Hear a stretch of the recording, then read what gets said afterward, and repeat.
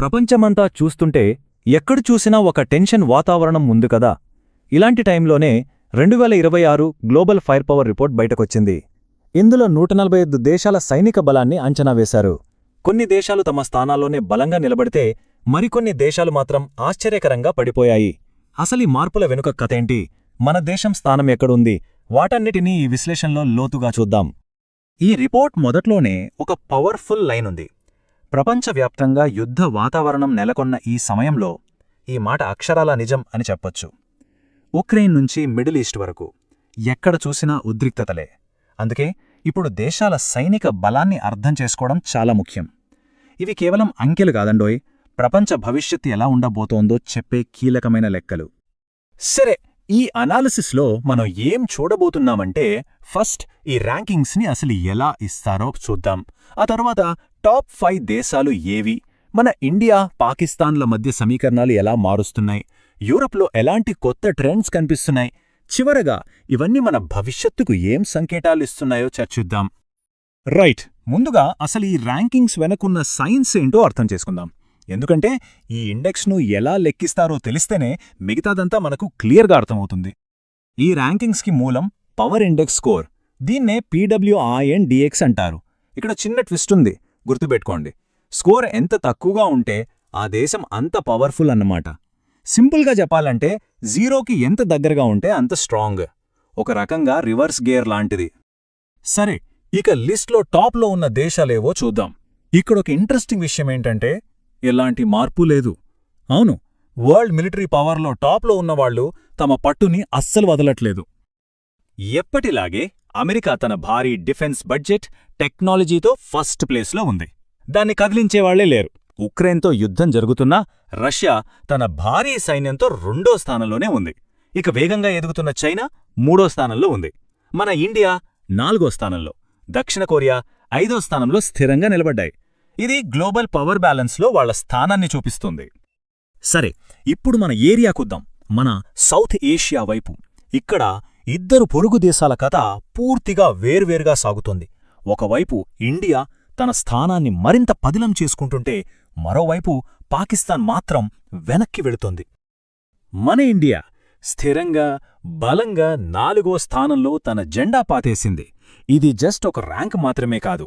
మనకి రెండు వైపులా చైనా, పాకిస్తాన్లతో సమస్యలున్నాయి కదా. అలాంటి టైంలో ఈ ర్యాంక్ మనకి చాలా పెద్ద స్ట్రాటజిక్ ధైర్యాన్ని ఇస్తుంది. ఈ స్థిరత్వం మన డిఫెన్స్ ప్లానింగ్కి ఒక పెద్ద సక్సెస్ అని చెప్పాలి.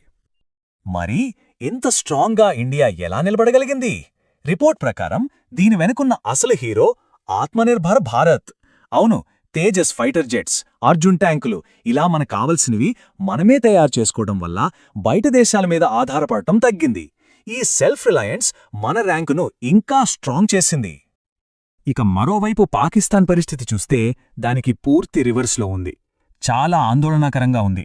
చూడండి, గడిచిన 3 ఏళ్లుగా వాళ్ల ర్యాంకింగ్ కంటిన్యూస్గా పడిపోతూనే ఉంది.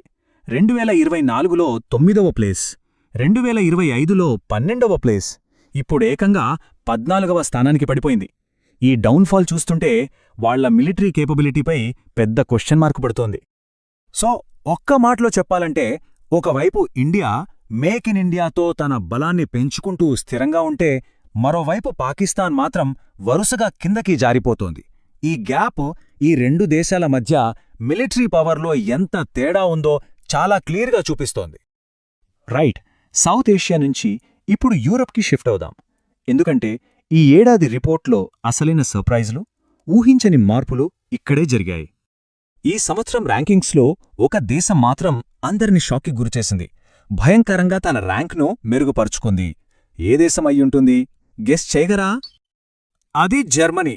నమ్మగలరా?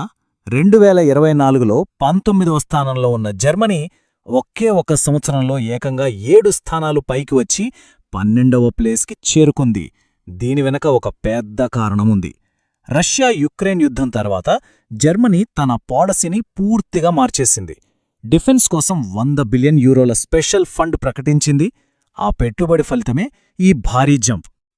జర్మనీ ఒక్కటే కాదు, మిగతా యూరోపియన్ దేశాలు కూడా బాగా పుంజుకున్నాయి. ఫ్రాన్స్ అయితే 11 నుంచి ఏకంగా 6వ స్థానానికి దూసుకొచ్చింది.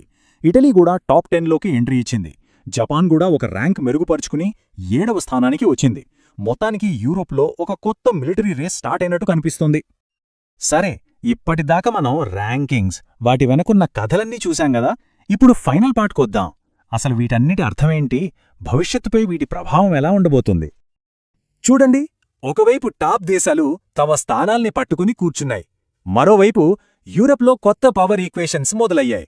మన సౌత్ ఏషియాలోనేమో బలాబలాలు మారుతున్నాయి. ఇవన్నీ కలిసి రాబోయే ప్రపంచ రాజకీయాల్ని ఎలా మార్చబోతున్నాయి? ఈ రిపోర్ట్ మన ముందుంచుతున్న అతిపెద్ద ప్రశ్నే ఇదే. దీని గురించి ఆలోచిస్తుండండి. మళ్ళీ మరో ఇంట్రెస్టింగ్ అనాలిసిస్తో కలుద్దాం.